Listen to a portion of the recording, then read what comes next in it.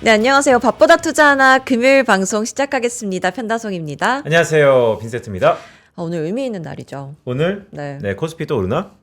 오늘 네. 코스피 오르고 있고요. 의미 있는 근데 날이네요. 저는 이것 때문에 의미 있다고 한 게 아니에요. 네. 네. 오늘은 저희가 밥보다 투자 하나가 시작한 지가 작년 7월 7월 7일이요. 그렇죠. 네. 이제 6개월 반 정도의 대장정에 오늘이 마무리하는 그날인데 그래도 우리의 도전은 계속 이어지니까요. 어떻게 그쵸? 보면 좀 쉼표일 수 있는데 어찌되었건 뭐 제가 이따 기회를 드릴게요. 그 멘트는 판다솜 아나운서가 하는 걸로. 자, 오늘 예사롭지 않습니다. SK하이닉스가 반도체 예사롭지 않고요. 자, 그래서 사실 제가 아는 한 저희 하나증권에서도 훌륭한 김록호 애널리스트가 있지만 또 현업에서 직접 SK하이닉스에서 다니셨거든요. 이분을 모시게 돼서 영광입니다. 오늘 반도체 앞으로 계속 가져가야 되는 것인가? 이제는 개인 투자 입장에서는 도대체 이쯤 올랐으면 오늘 또 SK하이닉스 6% 이상 올랐는데 어떻게 해야 되는가? 해안을 듣고자 모셨는데요. 정인성 작가 소개시켜드립니다. 어서 오세요. 네, 안녕하세요. 네, 오늘 딱 맞는 아주 적합한 분이 오늘 네, 딱 감사합니다. 출연해 주신 것 같아요. 네, 먼저 간략하게 자기소개 네, 부탁드립니다. 안녕하세요. 정인성 작가입니다. SK 하이닉스에서 SOC 쪽, 정확하게는 낸드 플래시 컨트롤러 쪽의 소프트웨어 검증을 담당하고 있었고요. 다니면서 이제 책을 몇 권 썼습니다. 책을 한 권 쓰고 그 다음에 나가서 지금은 인공지능을 좀 하다가 작가로 활동하고 있습니다. 잘 부탁드립니다. 자, 민감한 질문부터 한번 해볼까요? 가볍게 워밍업 상황에서 네. 다니실 네네. 때도 SK하이닉스가 뭐 미래와 가능성이 있는 회사였는데 네네. 지금은 글로벌리 완전히 포지셔닝 되고 있잖아요. 그렇죠. 동료분들 여전히 남아 있죠, 회사에? 네, 뭐 저 빼고. 그러니까 제 동료들이 더 뛰어난 거죠. 그분들 올해 이슈거리가 많아요. 뭐 성과급이 뭐 몇십억이다. 난리 났잖아요. 네, 그거 네. 주변에 뭐 부동산 가격이 움직인다. 네네. 사실 거기까지는 이제 뭐 떠난 지 좀 됐으니까 네. 잘은 모르겠는데 동료들이 뭐 사주는 경우도 많으니까 아. 그냥 다행히 여겨야죠. 아, 그러니까요. 뭐 지금 겸손하게 말씀 주셨지만 차라리 동료들처럼 남아 있는 게 훨씬 더 좋았을 것 같다라는 말씀 그래도 주셨는데. 동료들이 잘 되면 좋아해야죠. 아. 오. 좋네요. 네. 뭐 그렇게 대답해야죠 일단. 알겠습니다. 네, 그럼 오늘 반도체 얘기 해보려고 하는데요. 네네. 오늘 SK하이닉스 엄청 잘 가고 있잖아요. 네. 삼성전자도 상승하고 있고. 근데 일각에서는 이런 얘기가 있어요. 2026년 상반기가 메모리 사이클의 정점이다라는 얘기가 있어요. 어디쯤 와 있다고 보시나요? 사실 이런 사이클이 얼마나 갈지 예상하는 건 너무 힘들어요. 이제 2017년, 18년에 그 우리 클라우드 쪽에 투자가 커질 때 서버용 디램이 많이 막 팔렸는데 그때도 예상하지 못해 갑자기 다운턴이 확 온 적이 있어요. 구매량이 줄어들면서. 그래서 이번에도 뭐 우리가 딱 올해다 내년이다 이렇게 예측하는 건 쉽지는 않다고 생각해요, 저는. 근데 전체적으로 보면 당장 그 디램의 수요가 너무 늘어서 디램 가격이 올라간 시점이 작년 말 정도죠.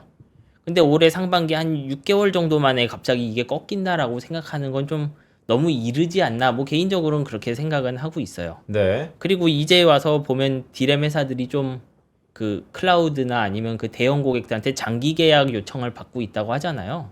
그러면 이 장기 계약이 적어도 한 바퀴는 돌고 나서 고민하는 게 맞지 않는가 생각해요. 그 다음엔 장기 계약 이행하고 나면은 이제 이천이나 혹은 저쪽에 원산면 이런 데 새로 공장들이 지어지잖아요. 네. 그럼 그때 가서 이제 실제 수요가 어떻게 되느냐. 정말로 인공지능으로 큰 혁신이 나갔고 지속적으로 기존에 봐왔던 우리 디램, 스마트폰 쪽, 서버 쪽 뭐 이런 거 플러스 알파로 아예로 뭐 다른 쪽에 디램 수요가 꾸준하게 생겨날 거냐. 그때 가서 한번 살펴보는 게 맞다고 생각해요, 저는. 이 장기 계약이라는 말씀 주셔가지고 예. 잘 모르는 사람들이 좀 궁금해하는 것 같더라고요. 장기 계약하면 서로 간에 이해관계가 맞으니까 하는 건데 그렇죠.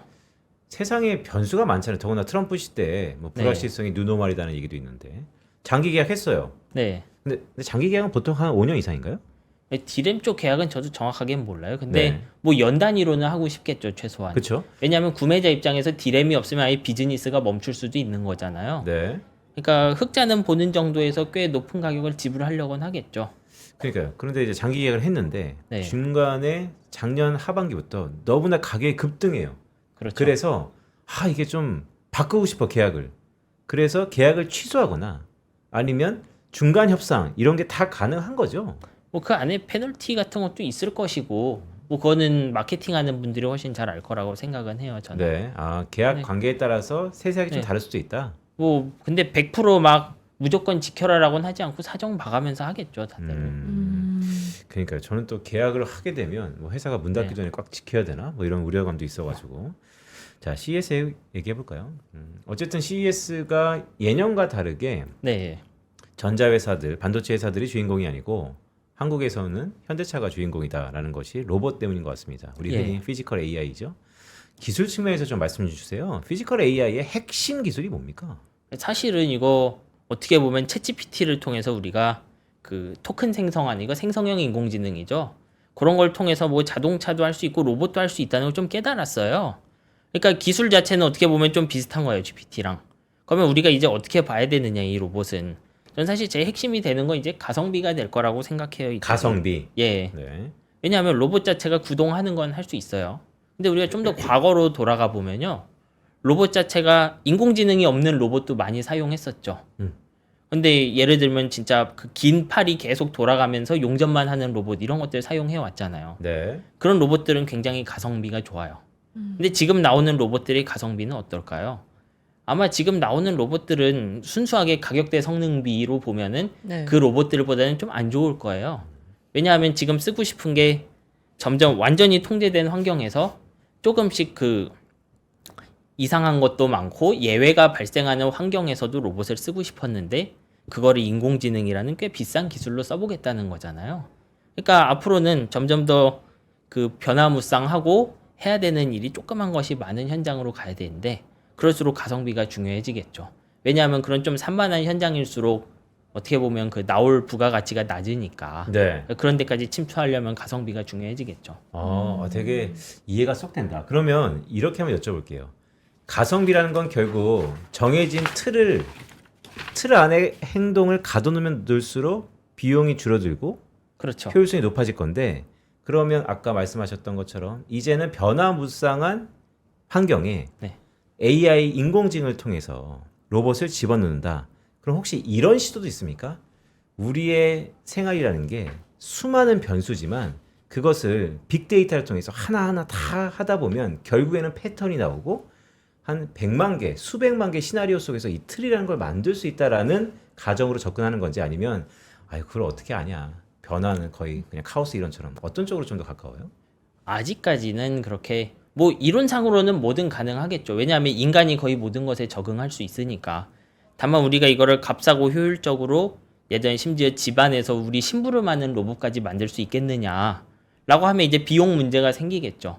그럼 당장 우리가 돌리는 인공지능 중에 가장 유명했던 거 챗GPT나 뭐 제미니 같은 언어 인공지능 보면요. 기존의 챗봇들과 달리 굉장히 사람처럼 말을 하죠.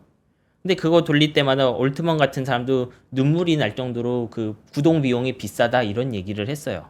근데 우리가 원하는 로봇이 그 정도 되게 변화무쌍한 거를 다 처리하는 거잖아요. 기존 챗봇 입장에선. 근데 그거를 진짜 인간처럼 행동하게 하려고 했더니 GPU를 5개, 10개씩 써야 그리고 GPU 하나 뭐 3천만 원씩 하는데 구동이 됐단 말이죠. 그럼 우리가 그런 로봇을 만들려고 하면 당연히 그 정도 가격은 들어가겠죠. 어떻게 보면 그렇게 변화무쌍한 일을 할 수 있는 무언가를 만들기 위해 필요한 하드웨어 가격은 이미 알고 있는 거예요, 우리는. 근데 상용화 진짜 어렵겠는데.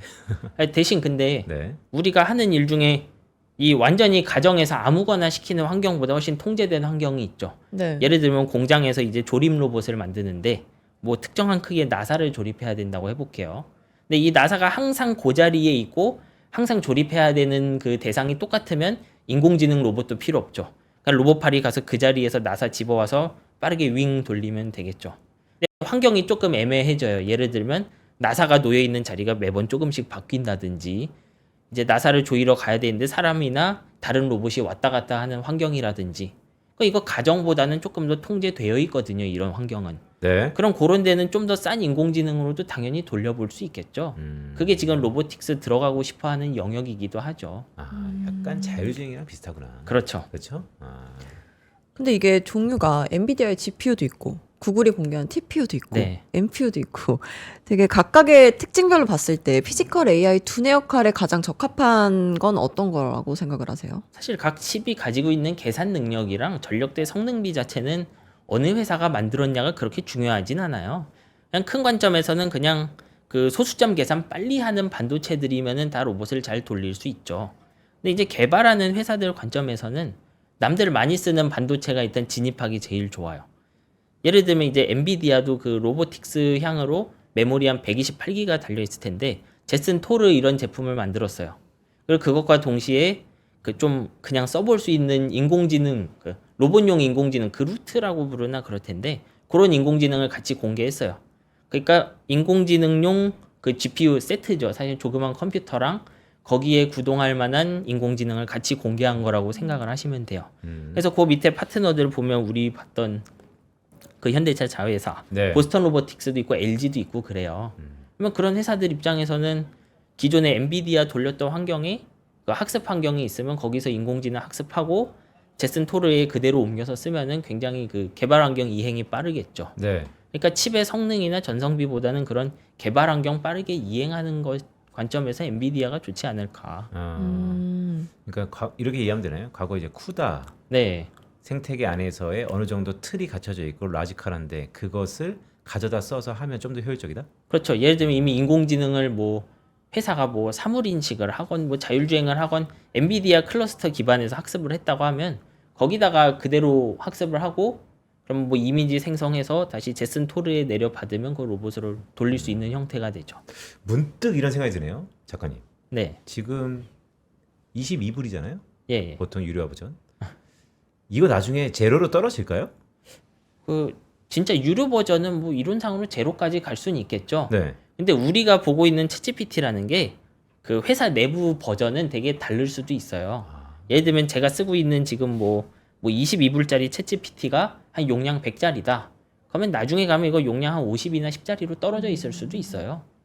그 뒤에서 우리가 과금하고 AI에 말을 거는데 챗GPT랑은 그냥 좀 큰 브랜드일 뿐이고 그 뒤 서버에서 어떤 AI를 돌리고 있을지 우리는 모르는 거잖아요. 아, 보여지는 게 네. 챗이니까.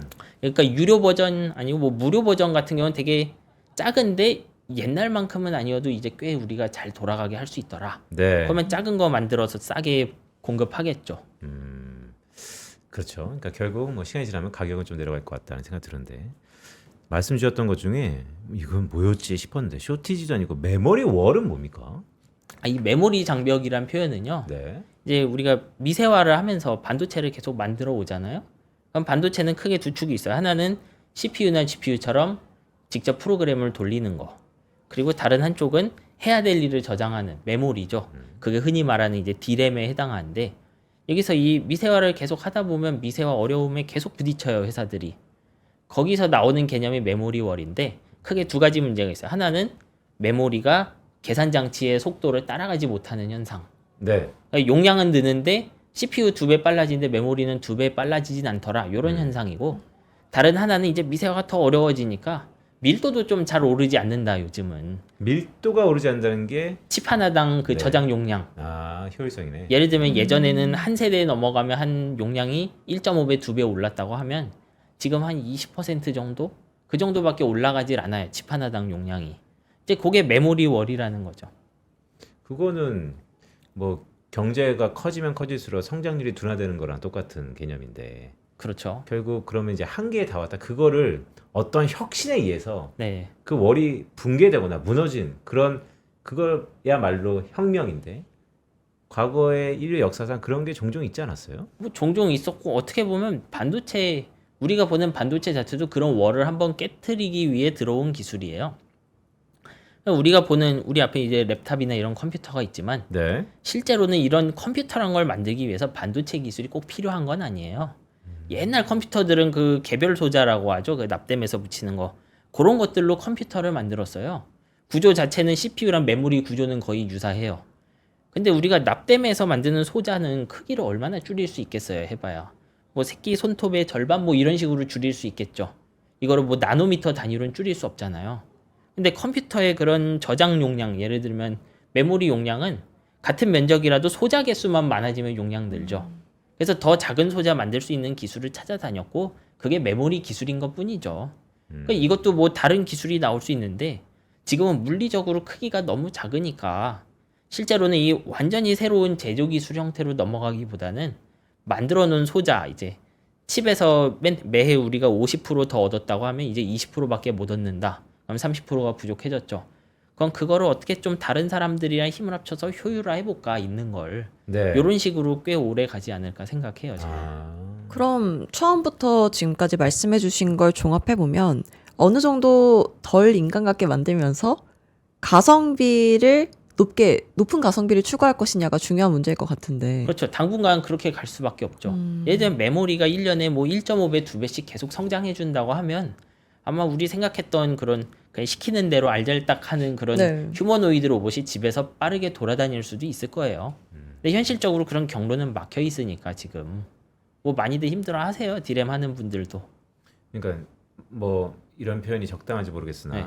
마른 숭어도 쥐어짜는 게 한도가 있지. 언제까지 이러다가 끊어진다, 더 이상 못한다 이런 거의 그 지경까지 온 겁니까? 제가 아주 잠깐 디램에 뭐 한 달 안 되게 있다가 옮겨간 건데 그때도 이런 표현 하는 분들이 있었어요. 이제 10년 전이니까 지금보다는 쉬웠는데 그 바퀴가 세모난 수레를 끌고 가는 것 같다는 표현을 하신 분이 있죠.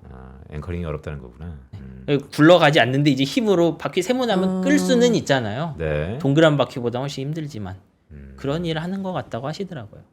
그러니까 어떤 사람들이 이거 약간 번외지만 네. 그러다 보면 그런 도전하고 천재적인 감각이 있는 사람들이 이걸 왜 끌어야 되지? 아예 자신이 알아서 굴러가게끔 이 큰 틀을 바꾸거나 판을 바꾸거나 이런 시도는 없습니까? 그런 시도는 끊임없이 하고 있죠, 다들. 근데 이제 그럴 때마다 어떻게 보면 새로운 기술 대신 기존 기술이 치고 나오는 경우. 예를 들면 메모리 회사 제가 들어갔을 땐 뉴메모리로 이제 디램의 그 미세화 한계를 좀 이겨내 보겠다. 이런 걸 얘기를 많이 했어요. 10년 전에 뭐 예를 들어 M램, P램, FE램 이런 것들이 많이 나오는데 지금까지 상용화해서 살아남은 건 여전히 D램밖에 없어요. 잠깐. 그렇구나. 뉴 메모리라는 게 있었구나. 예, 계속 있고 계속 시도는 해요. 특허도 나오고 제조도 해보는데 결국 어떻게 보면 이 D램이라는 게 제조 관점이나 쓰는 사람 관점에서나 좀 완벽한 면이 있어요. 최적화. 네, 제조할 때도 예를 들어 완벽하게 그 하부 소자층이랑 위층의 그 금속층의 그 상호작용도 좀 막을 수 있고 전자를 사용하니까 속도도 빠르고 그리고 이제 사실상 수명은 무한대고 되게 좋은 특성이 많아요, D램이. 이런 거는요, 사실 이 반도체 제조뿐만 아니라 칩 설계 쪽에서도 많이 나와요. 이제 이런 언어 모델, 우리가 생각하는 생성형 신경망 중에 챗GPT나 제미니 같은 게 잘 될 거라고 생각한 회사들도 있어요. 2019년, 20년 이럴 때 스타트업 중에 예를 들면 세레브라스 이런 기업이 있는데 이 기업을 어떻게 생각했냐 하면 GPT-3인데 이제 챗GPT 나올 때 쓴 게 이게 되게 용량이 커요. 기존 언어인공지능보다 뭐 몇백 배 정도 크거든요. 그러면 이게 기존의 엔비디아 칩으로 학습이 되겠느냐? 안 될 거다라고 생각해서 웨이퍼 한 장을 갖다가 거대한 GPU처럼 만들어서 파는 비즈를 했어요. 네. 근데 챗GPT는 어디서 나왔냐 하면은 엔비디아 칩에서 결국 나왔죠. 음. 기존 기술로 누군가 만들었잖아요.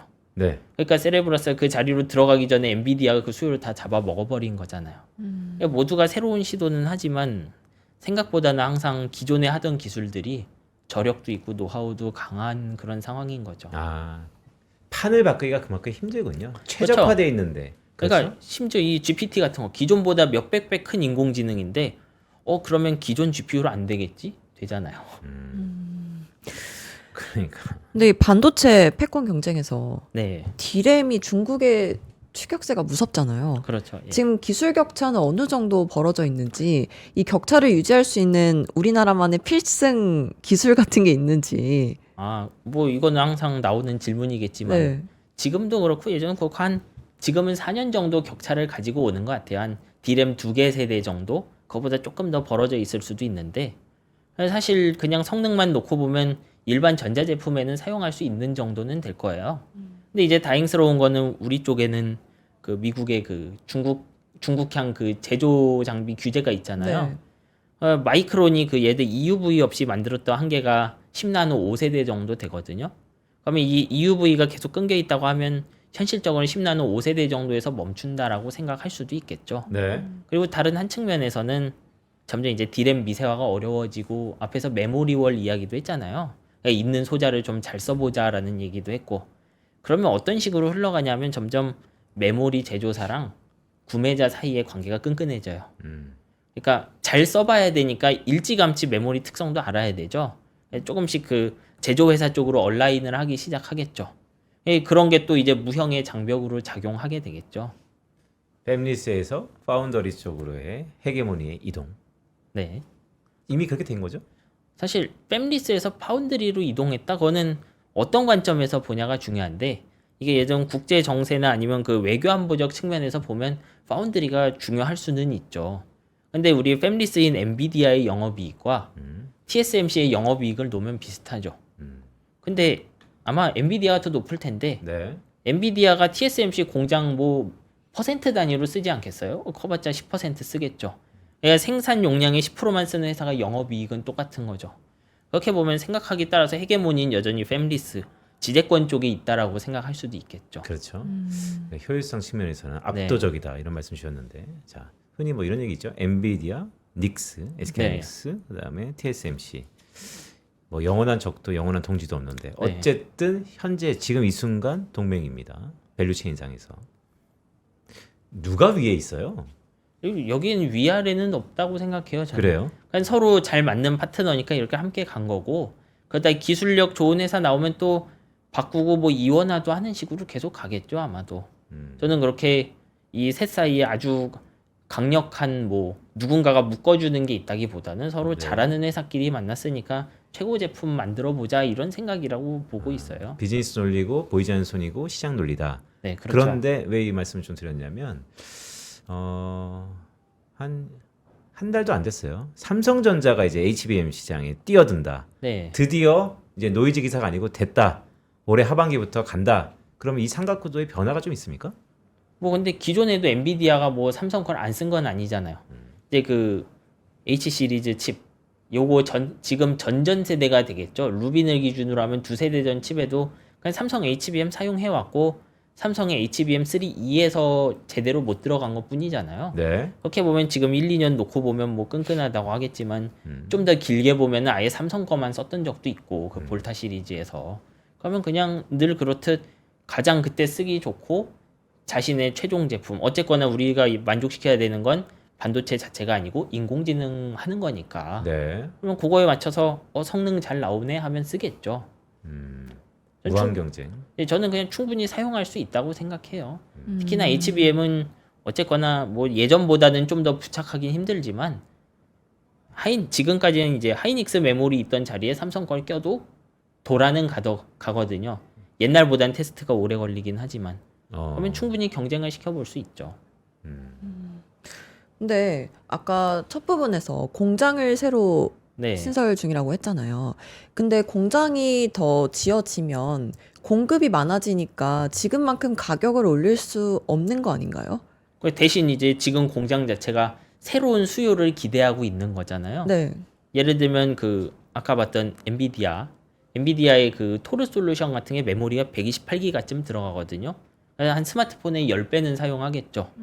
물론 지금 당장 생산량은 뭐 계획 생산량이 그 테슬라의 경우 뭐 100만 대 이럴 거예요. 뭐 테슬라는 엔비디아 거 쓰진 않겠지만 기술 베이스가 비슷하다고 하면은 사용하는 메모리 용량 좀 비슷하겠죠. 어쨌거나. 그러면 그냥 봐서는 이거는 뭐 스마트폰 1000만 개 정도 분량이니까 그렇게 크진 않을 수도 있어요. 근데 이게 나중에 그때 가서 봤더니 잘 돼갖고 진짜 계획대로 한 1000만 대씩 1년에 만든다. 한 스마트폰 1억 대 정도 분량이 되겠죠. 그러면 공장이 정당화될 수도 있죠. 그때 가면. 지금은 실제 사용해 보기 전에는 아마 이게 정말 테슬라 기준 100만 대에 있을 거냐 아니면 1000만 대까지 갈 거냐. 이거는 아직은 지켜봐야 되죠. 근데 무조건 떨어진다고 하기에는 수요가 갑자기 확 오를 가능성은 있으니까. 이 쌍두마차잖아요. 삼성전자, SK하이닉스. 예. 저희 주식시장에서는 시가총액은 어쨌든 삼성전자 1등, SK하이닉스 2등입니다. SK하이닉스가 뭐 좀 더 모멘텀이 있다고 하지만 작가님은 뭐 팔이 안으로 그럴 수도 있지만 삼성전자한테 지금 가장 필요한 게 뭡니까? 삼성전자요? 네. 그냥 하던 대로 하면 되지 않겠어요? 하던 대로 하면 될 지금처럼? 것 같아요. 정확하게는 이제 예전에 HBM3E 잘 안 됐던 때 말고 지금도 보면 어떻게 보면 지금 와서는 이제 연구 개발이 다 잘 풀려갖고 되게 어떻게 보면 확률상 되게 낮지만 좋은 확률에 걸린 거잖아요. 근데 이제 우리가 HBM 같은 제품은 잘 보면 칩이 두 종류가 들어가요 안에. D램 칩이 여러 개 쌓여 있고 그 아래에 우리 그 베이스 다이라고 부르는 게 들어가요. 네. 그러면은 이 두 칩을 만들 때 둘 다 어느 정도는 실패할 수도 있고 성공할 수도 있죠. 그러면은 예를 들면 지금 같은 상황은 삼성전자가 이 베이스 다이에 돈을 좀 많이 썼어요. 그러니까 자사 파운드리 칩을 가져와서 썼기 때문에 그 맨 밑에 D램 칩이나 혹은 좀 미세하지 않은 파운드리 공정을 쓰는 칩보다는 되게 여유가 있을 거예요. 공정 마진 쪽에. 그러면 그런 거 자체가 시너지가 될 수 있어요. 다음 D램을 봤는데 다음 D램이 생각보다 좀 이제 특성, 예를 들면 성능이나 전력이 안 좋을 것 같다 그러면 자사 내부 파운드리에 베이스 다이를 만드는데 좀 더 비싼 공정을 사용한다든지 네. 혹은 D램이 잘 나올 것 같으면 반대로 한다든지 좀 그런 키들이 있잖아요 안에. 유연성이 있네요. 네, 그렇죠. 예를 들면 하이닉스 같은 경우는 그 D램 개발이 잘 안 되면은 TSMC 같은 파운드리 찾아가서 더 좋은 베이스 다이를 다시 만들어야 되는데 시간도 좀 오래 걸리고 그때 가서 캐패시티가 없을 수도 있어요. TSMC는. 삼성전자가 내부에서 택할 수 있는 여지는 좀 더 많은 거죠. 그러면 그러니까 이런 변수에 삼성전자가 훨씬 더 안에 시행착오 이런 거 수요 이런 게 되게 중요하니까 그런 거에 유연성이 있다라고 보는데 그러면 SK하이닉스는 그걸 자체적으로 내재화하려는 움직임은 또 없잖아요. 그 파운드리 제조 같은 거는 D램 회사가 함부로 내재화하려고 하면 뭐 회사가 이제 훅 가라앉겠죠. 이게 비슷한 장비 쓰지만 굉장히 달라서 두 공정이 그래 같이 하는 건 쉽진 않아요. 최대한 이제 잘하는 친구들을 끌고 가야 되겠죠. 이게 예를 들면 하이닉스에게만 무조건 나쁜 것은 아니에요. 왜냐하면 삼성전자는 자기 파운드리는 있지만 실제로 이 베이스 다이는 어떻게 보면 이거 그냥 우리 팹리스가 파운드리에 맡겨서 찍는 칩이라고 생각하시면 돼요. 네. 설계는 간단하지만 그 자체로 뭐 AP나 GPU 같은 것도 만들 수 있는 실리콘인데 네. 그러면 이제 제가 HBM4E부터 들어가면 이 커스텀 HBM을 좀 해보자는 얘기가 있어요. 그럼 이 커스텀을 하려면 뭐가 중요하냐?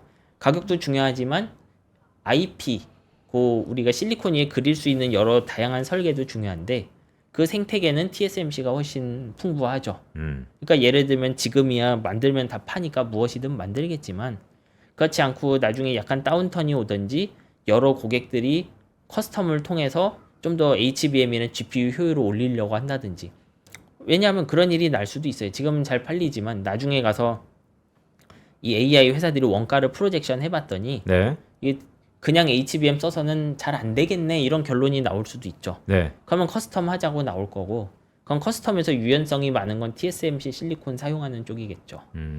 사실 많은 일이 일어날 수 있기 때문에 누가 딱 유리하다 불리하다라고는 할 수 없어요. 그럼 SK하이닉스는 지금 물론 잘하고 있지만 네. 앞으로 더 잘 나가기 위해서 어떤 점을 개선시켜야 되고 어떤 점을 더 뭐라고 해야 될까요? 계속해서 잘하면 될까요? 뭐 이거 저같이 그냥 나와 있는 개인이 평가할 수 있는 건 아닌 것 같아요 저는. 네. 근데 저는 실제로는 뭐 하던 건 열심히들 다 힘들게 하고 계시겠지만 그거 열심히 하되 지금 예를 들면 이 로보틱스 같은 걸 보면 아까 그 메모리 많이 쓰는 거에 비해서 막 가성비가 좀 안 좋아진다라는 식으로 얘기를 했죠. 근데 예를 들면 우리가 지금 GPU 쓰는 거에 완전히 새로운 솔루션, 뭐 HBM은 비싸니까 다른 메모리 같은 거 써보면 되지 않을까? 이런 생각을 또 해볼 수도 있어요. 저는 이게 뭐 상용화되고 대량 양산된다고는 생각하지 않는데 예를 들면 로봇 사업을 하고 싶은 어떤 사람이 가정용 로봇이 도입되면은 엄청 돈 많이 벌 시나리오가 하나 있다고 생각해보는 거야.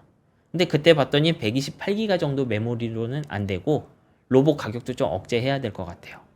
그러면 그런 사람한테는 밀도는 높지만 성능 나쁜 메모리들 좀 제공할 수 있죠. 네. 그 플래시 기반으로 뭔가 해보려는 노력도 있고요. 그래서 그러면 그런 솔루션을 먼저 제안해보는 그런 아이디어는 있어야 되겠죠. 네.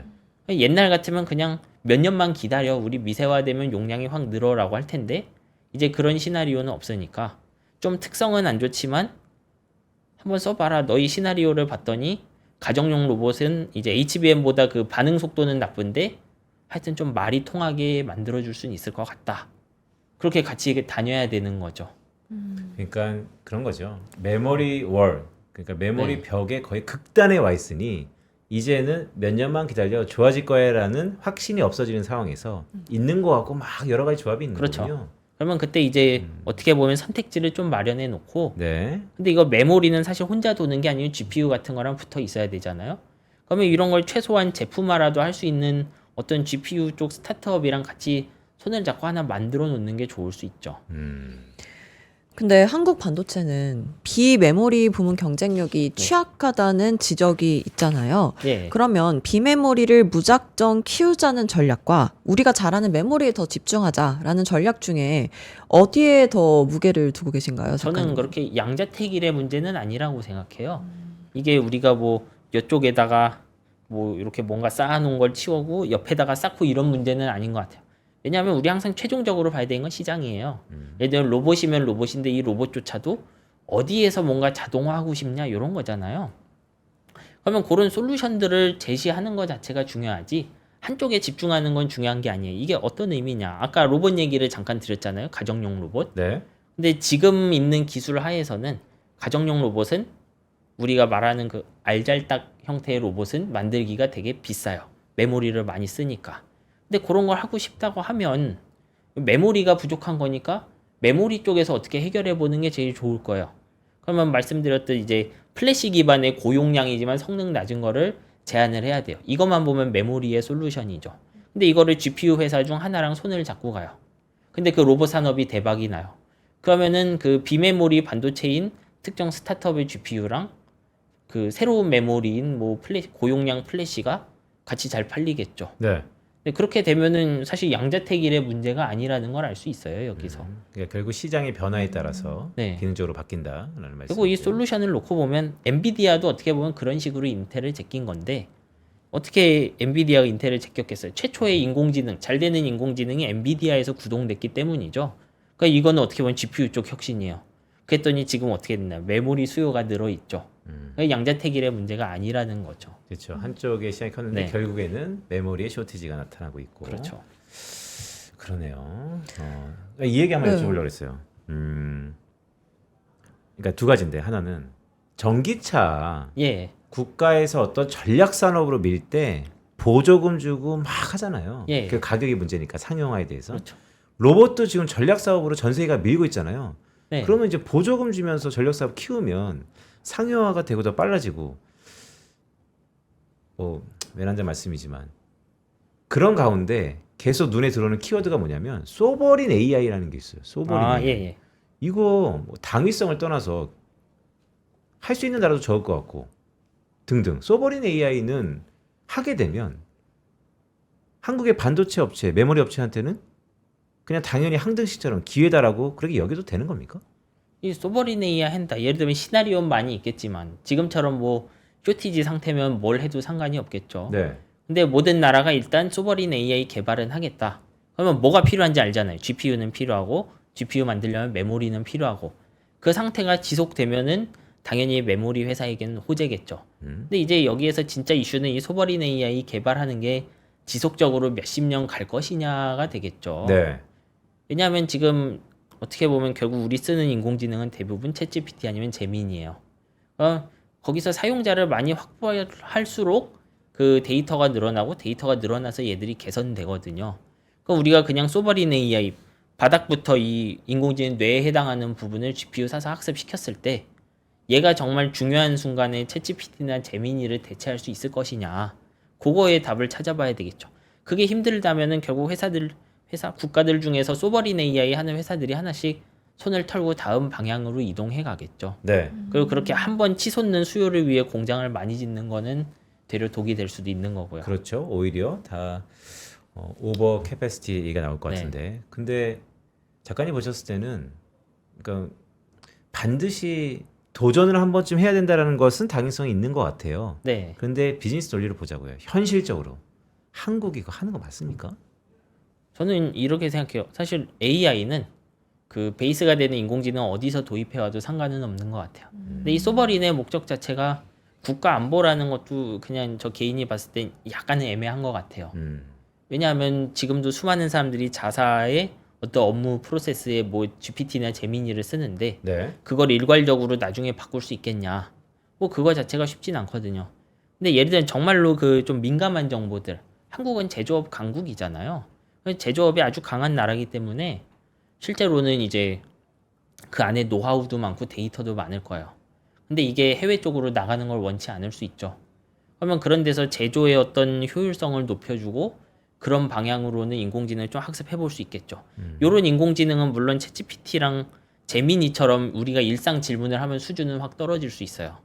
근데 그 특정 회사 안에서 한다고 하면 그 안에서는 목표 달성 충분히 하겠죠. 네. 저는 그게 어떤 제조의 효율성도 높여주고 어떻게 보면 나라의 그 심장부는 산업이니까 산업에 그 강력한 해자를 쌓아준다는 측면에서 그런 것도 소버린 AI라고 해도 되지 않겠느냐. 큰 의미에서. 예, 그러니까 이제 어떤 얘기가 드냐면 뭐 해야 될 건 맞는데 우리가 너무 골든 타임을 놓치고 있어서 후발주자잖아요. 네, 이제 하면 결국 시간이 필요한데 그 시간 동안에 엔드 클라이언트인 엔드 유저인 소비자들은 결국 그보다 좀 기능이 떨어지거나 아니면 좀 불편한 그런 LLM이나 챗GPT에 버금가는 한국판 뭐를 써야 된다는. 왜냐하면 최근에 한글하고 워드 있잖아요. 예, 한때 공무원들 전부 다 한글 쓰고 워드 안 쓰고 그게 비슷한 느낌이 좀 들거든요. 불편하다 이런 것들을 과연 요즘 시대에 사람들이 그걸 용인할까? 사실 그게 문제인 거죠. 예를 들면 두 사람이 앉아 있는데 옆에서는 한국에서 이제 개발을 위해 소버린 AI 쓰라고 하고 옆 사람은 몰래 이제 챗GPT나 제미니 그러니까요. 쓰고 있는 거. 그럼 생산성 차이 나버리잖아요. 맞아요. 그러니까 이거 현실적인 문제죠, 되게. 그래서 제가 여쭈는 거예요. 현실적으로 네. 이게 해야 되는 걸 알겠어요. 저도 했으면 너무 좋겠습니다. 근데 그 방안이 뭘까요? 너무... 아니, 저 개인은 역시 말씀드렸듯 데이터 장벽 처진 곳. 어떻게 보면 강한 제민이나 오픈 AI 쪽 인공지능은 그냥 인터넷 데이터를 기반으로 학습하잖아요. 그러니까 이쪽의 데이터를 갖고 와서 우리 학습 방법 조금씩 바꾼다고 해서 뭐 전 세계 유저를 끌어올 수 있을 정도로 뛰어난 인공지능, 예를 들면 제민이나 이런 거를 앞서갈 수 있다고는 생각하진 않아요. 뭐 할 수도 있죠. 진짜 천재들 모이면 해낼 수도 있을 거예요. 네. 근데 이제 그런 좀 낮은 확률을 노리기보단 역시 계속 있는 지금 잘하고 있는 제조의 파트너들과 함께 밖으로는 보이지 않지만 그 안에서 제 목적하는 인공지능에 집중하는 게 좋지 않을까. 너무 어렵다. 겉으로는 드러나지 않지만 근데 내면에서 그런 데이터 장벽은 굉장히 많이 있어요. 사실 여기저기. 예를 들면 현대차 자동차 만들고 네. 뭐 선박 만드는 회사도 있고 한국에 반도체 만드는 곳도 있죠. 그런데 있는 많은 정보는 인터넷에 아무리 검색해도 안 나와요. 그러면 그런 걸로 학습시키면 우리가 예를 든 GPT-3 수준, 챗GPT 초기 버전 수준의 인공지능밖에 못 만들었고 네. 예를 들면 제미니가 GPT가 GPT-6, 7 나왔어요. 그 반도체 질문은 아마 GPT-3 수준인데 반도체 회사 걸로 학습한 쪽이 훨씬 잘하겠죠. 그러면 회사 내부 효율성은 올라갈 거고요. 그러니까 이 데이터를 규정하고 정렬하고 보여주고 안 보여주고 그런 산업도 엄청 중요하네요. 그렇죠. 그 어떻게 보면 인터넷에 있는 것들은 시간 지나면 모든 사람이 다 같이 보잖아요. 그러면 그걸로 얻어낼 수 있는 최대 능력은 한계가 있어요. 근데 이렇게 생각해 보면 되겠죠. 제가 인터넷만 보고 공부해서 이 정도로 반도체를 알 수 있겠는가? 그렇지는 않은 거예요. 그럼 작가님은 K 반도체가 패권 경쟁에서 살아남기 위해서 어떤 과제가 시급하다고 보시나요? 지금도 그냥 팔팔하게 살아있는 것 같은데 네. 뭐 그거를 걱정해야 될까요, 사실? 지금 물 들어왔군요. 전성기군요. 뭐 그렇다기보단 우리 메모리뿐만 아니라 모든 반도체 제조가 보고 있는 큰 위기는 미세화가 잘 안 된다요. 예, 그래서 옛날에는 한 5년, 10년마다 한 번씩 해야 됐던 크게 뒤엎는 거를 거의 뭐 2, 3년마다 한 번씩 뒤엎는 것 같아요. 예를 들면 가끔 하이브리드 본딩 이런 거 얘기 나오죠. 네. 근데 이 하이브리드 본딩으로 얻을 수 있는 성능상의 이득은요. 옛날로 따지면은 반도체 잘 나가던 시절에 미세화 0.5회 정도? 예를 들면 하이브리드 본딩한 성능 10 정도 높인다고 하면 예전엔 미세화 한번 딸깍하면은 20 정도 성능이 개선됐죠. 근데 이건 늘 하던 거죠. 근데 하이브리드 본딩은 뭐 쉽게 말하면 제가 요 스마트폰 위에다가 필름을 놓고 점을 몇만 개 찍은 다음에 똑같은 점 찍힌 필름을 정확하게 버블 없이 붙이는 그런 거요. 그런 거 12개 하겠다는 거잖아요. HBM에서. 네. 스마트폰 필름 12개 버블 없이 붙이는 거 하겠다는 거예요. 그렇게 해서 옛날에 어떤 성능 이득이 한 10%밖에 반밖에 못 얻게 되는 거죠. 그렇게라도 해야 성능이 더 높아지고 그래야 고객이 사가기 때문에 하는 거예요. 그러니까 그런 과거에는 별 차이 없어서 안 했던 것들을 그 도전들을. 돈으로는 안 할 건데 그쵸. 비용 대비 편익이니까. 네, 근데 지금은- 이제 하는 거는 거의 극단의 기술이 왔기 때문에. 그렇죠. 점점 더 이제 되게 패스파인딩도 많이 해줘야 되니까 어떻게 보면 기존의 내부에서 막 전부 다 하려던 것보다는 계속 파트너 만나고 새로운 기술 발굴하는 그런 능력이 중요하겠죠. 어떻게 보면 모든 회사가 풀스택이 돼야 되는 상황인 거예요. 네. 하이닉스 같은 회사가 전부 다 할 필요는 없어요. 근데 들으면 이해는 하죠. 해야 되는 거죠. 엔비디아도 HBM을 만들 줄은 몰라요. 근데 이게 어떤 제품인지는 알기 때문에 그 말도 안 되는 요구를 하지는 않아요, 회사가. 왜냐하면 디램 기술이란 게 뭔지는 알잖아요. 그런 이해가 점점 더 넓은 영역으로 나가야 되는 거죠. 그래서 아까 서로 네. 밀착이 더 강해질 수밖에 없다라는 그렇죠. 말씀하시거든요. 어떻게 보면 새로운 장벽이죠, 그런 게. 아, 그게 새로운 보이지 않는 끈. 네. 그래도 거기에는 한국의 기업들이 다 링크돼 있어서 밸류 체인이라는 큰 명목 아래서. 그렇죠? 이제는 되게 큰 글로벌 레벨로 나가기 시작해야죠. 극단으로 가면 오픈 AI 같은 그 인공지능 자체 학습하는 회사까지 이런 회사들이 자체 GPU 만들어 보겠다고 하는 것과도 일맥상통하는 거잖아요. 그렇게 해야 경쟁사를 이길 수 있다고 믿기 때문에 아예 GPU 자체도 스스로 하고 싶어 하는 거죠. 네. 그러니까 결국 이 모든 것들의 큰 서사 속에서 경쟁이잖아요. 그렇죠. 어떤 기업들이 기법하지 않고 승자 독식이 아직까지 어떠한 해자 기업이 나타나지 않을 때 계속 경쟁할 거고 계속 시도할 거고 그럴 때 SK하이닉스와 삼성전자는 항상 기회가 있다라는 생각이 좀 드네요. 네, 앞으로도 뭐 메모리는 지금 컴퓨터 구조 하에서는 뭐 사실상 필수적이고 그냥 우리가 큰 숫자만 놓고 보면 언제나 메모리는 프로그램 돌리려면 필요했는데 인공지능이란 놈이 나오면서 갑자기 계산용 칩 하나에 필요한 메모리가 한 8배, 10배 늘어난 상황일 뿐인 거죠. 그러니까 이제 그런 상황이 혹시 또 변하나? 이런 건 뭐 살펴봐야 되겠죠. 네. 오늘 말씀 듣고 보니까 반도체 계속 아니 뭐 의심했었어요? 투자해도 될 것 같은데요. 그래요? 네.